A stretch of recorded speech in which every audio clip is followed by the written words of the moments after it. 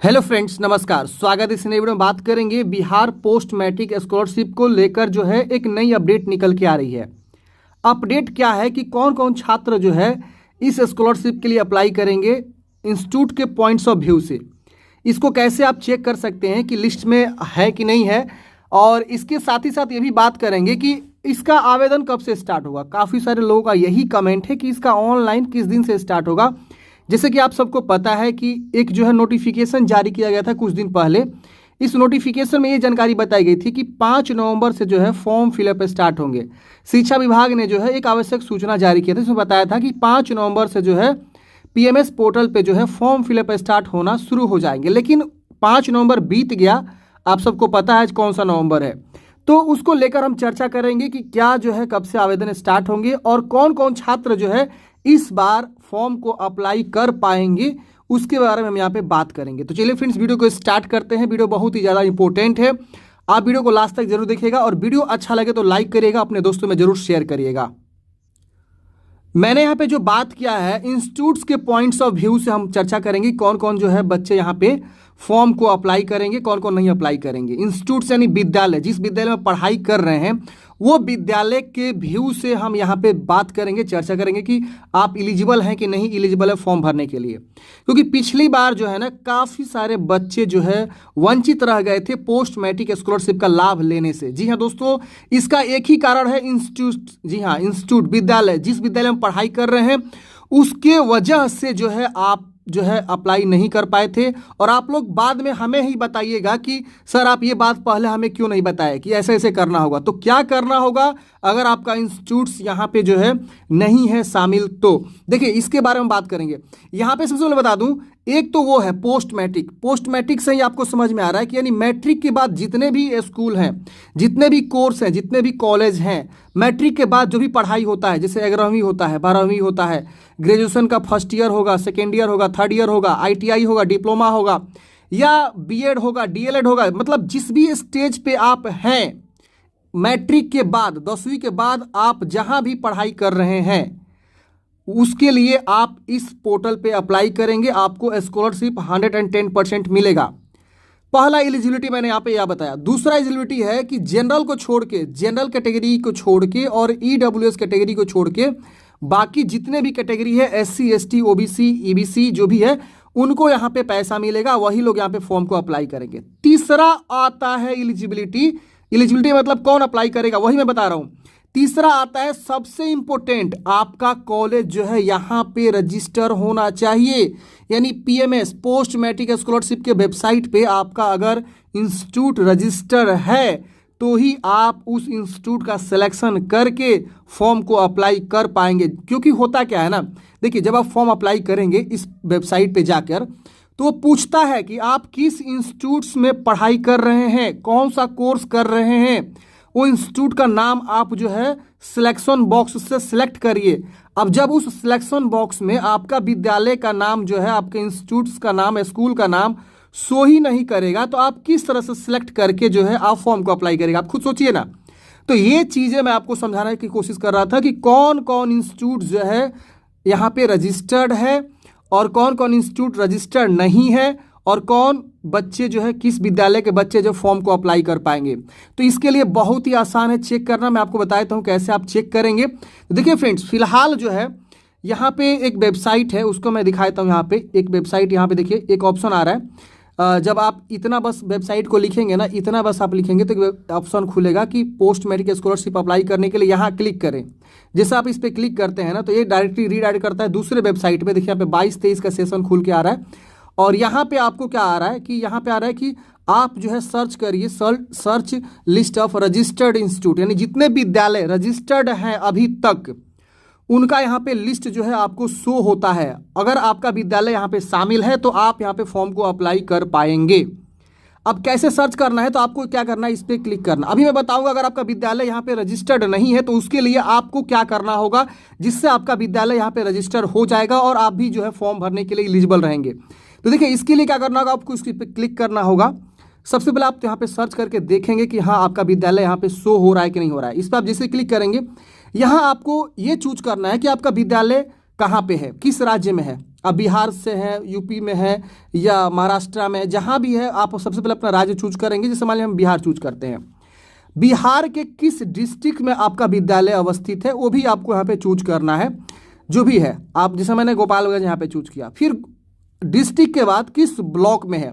अगर मान लीजिए आपको ब्लॉक वगैरह नहीं पता है, इंस्टीट्यूट टाइप नहीं पता है, ये सब नहीं पता है, तो आप बस राज्य और डिस्ट्रिक्ट चूज करके सिंपल क्या करेंगे, नीचे यहाँ पे सर्च बटन मिलेगा, इतना ही लिख के सर्च कर देंगे।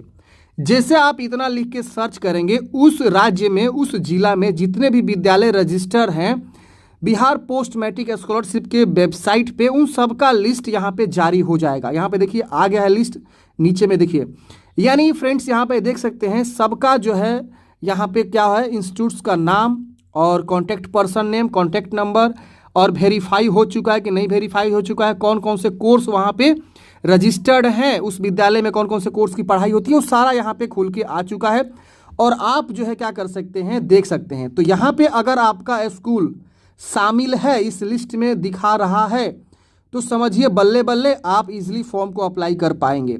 जैसे हम अगर बात करें, गोपालगंज में काफ़ी सारे ऐसे विद्यालय हैं जिनका लिस्ट यहाँ पे शामिल नहीं है। जैसे कुछ कॉलेजेस हैं, कॉलेज में जैसे मान लीजिए गोपेश्वर कॉलेज हो गया, बीपीएस कॉलेज हो गया, या और भी कई सारे डीएवी कॉलेज हो गया जो ग्रेजुएशन के कोर्स कराते हैं, उनका यहाँ पे देखिए कहीं नामे निशान नहीं है। देख रहे हैं यहाँ पे तपेश्वर नाथ हाई स्कूल है, यहाँ पे श्री शंकर। तो ये सारे बच्चे के मतलब इस सब इंस्टीट्यूट्स के बच्चे जो हैं इस फॉर्म को अप्लाई कर पाएंगे। अगर आप मान लीजिए बीपीएस कॉलेज से हैं, गोपेश्वर कॉलेज से हैं, डीएवी कॉलेज से हैं, तो आप अप्लाई नहीं कर पाएंगे। क्यों नहीं अप्लाई करेंगे?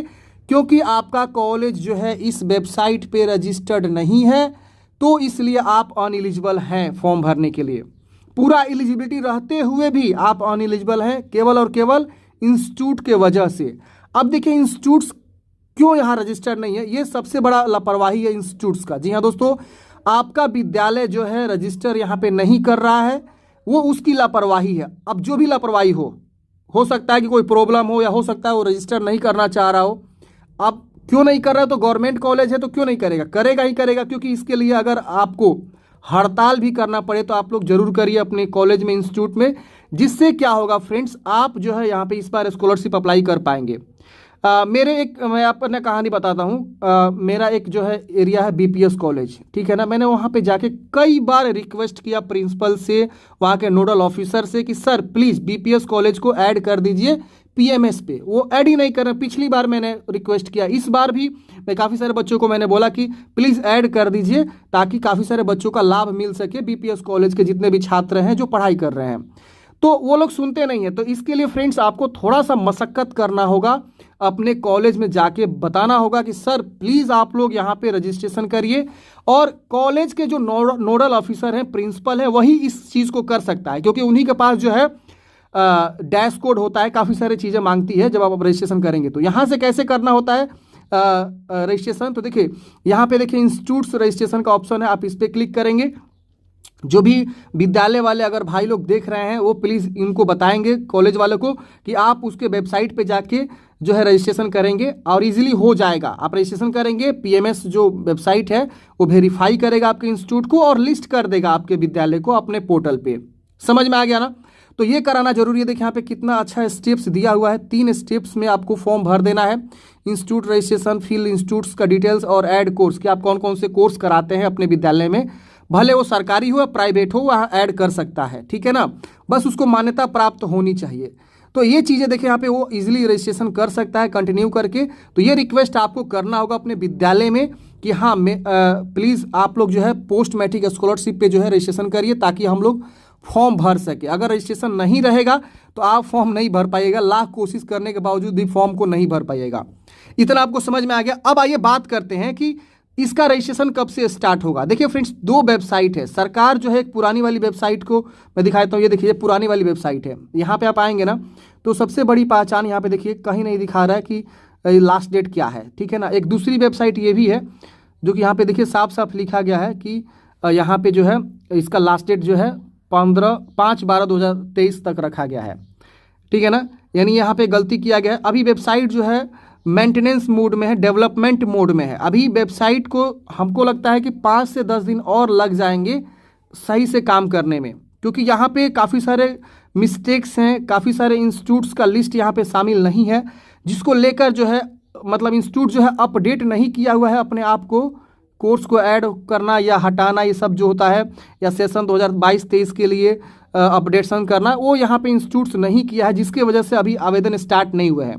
मे भी हो सकता है कि एक वीक में के अंदर जो है आपका फॉर्म यहाँ पे स्टार्ट हो जाए पोस्ट मैट्रिक स्कॉलरशिप आवेदन के लिए। अभी फिलहाल इंस्टीट्यूट का रजिस्ट्रेशन चल रहा है। अभी जो भी इंस्टीट्यूट्स रजिस्ट्रेशन नहीं कराए हैं पोस्ट मैट्रिक स्कॉलरशिप पे, वो जल्दी से इंस्टीट्यूट रजिस्ट्रेशन करा लें। और ये इंस्टीट्यूट रजिस्ट्रेशन कौन करेगा, तो आपका इंस्टीट्यूट्स का जो भी नोडल ऑफिसर है या प्रिंसिपल है वही यहाँ पे जो है क्या करेगा, रजिस्ट्रेशन करेगा, और जिससे आपको फ़ायदा मिल सकेगा। तो मैंने फ्रेंड्स आपको बता दिया कि कौन कौन यहाँ पे एलिजिबल रहेगा। पहला कंडीशन जो कि SC ST OBC और EBC कैंडिडेट से आता हो। दूसरा ऑप्शन 10वीं के बाद जो भी कोर्स वो कर रहा है, जैसे कि 11वीं कर रहा है, 12वीं कर रहा है, या BA BSc का first year, second year, third year जिस भी विद्यालय में पढ़ रहा है, और DLED BEd या ITI या डिप्लोमा या इंजीनियरिंग BTech जो भी कोर्स कर रहा है वो एलिजिबल है।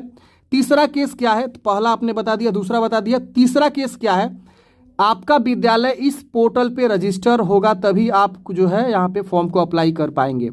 रजिस्ट्रेशन होना चाहिए आपके विद्यालय का, इस पे लिस्ट में शामिल होना चाहिए। तो यही 3 कंडीशन है, तो ही आप यहाँ पे फॉर्म को अप्लाई कर पाएंगे। उम्मीद करता हूँ आपको जानकारी समझ में आ गया होगा। मिलता है किसी नए वीडियो के साथ, हमें दीजिए इजाजत। और जैसे इसका ऑनलाइन स्टार्ट होगा मैं आपको सेपरेट वीडियो अलग से लेकर आऊँगा, कैसे फॉर्म को अप्लाई करना है, रजिस्ट्रेशन करना है, स्टेप बाय स्टेप सारी इन्फॉर्मेशन को मैं आपको कवर करके बताऊँगा। फिलहाल अभी आप वेट कर सकते हैं। ये बिहार सरकार है, कहती कुछ और है, करती कुछ और है। समझ में आ गया ना। आज से नहीं, कई सालों से ऐसे ही होता है वेबसाइट के मामले में। रिजल्ट आज जारी होने वाला होता है और उसका वेबसाइट पे फेल हो जाता है। आप सबको पता है मैट्रिक इंटर का। वही आप CBSE का देख लीजिए, UP बोर्ड का देख लीजिए, जिस दिन बोलेगा उसी दिन रिजल्ट जारी होगा और वेबसाइट एकदम स्मूथ चलता है। तो ये बिहार की जो है, अब क्या बताएं, आप खुद ही समझ रहे हैं। बिहार में ऐसे होते रहता है, ये आम बात है। इन्होंने बताया कि 5 नवंबर से स्टार्ट होगा, अब पता ना किस बेस पे इन्होंने बोल दिया 5 नवंबर से स्टार्ट होगा, और आज आप देख लीजिए 10 नवंबर होने वाला है, अभी भी स्टार्ट नहीं हुआ, 5 दिन लेट हो गया। ये क्या है? तो ये बिहार सरकार है। बिहार सरकार ऐसी छोटी मोटी गलतियां जो है करती रहती है। समझ में आ गया फ्रेंड्स।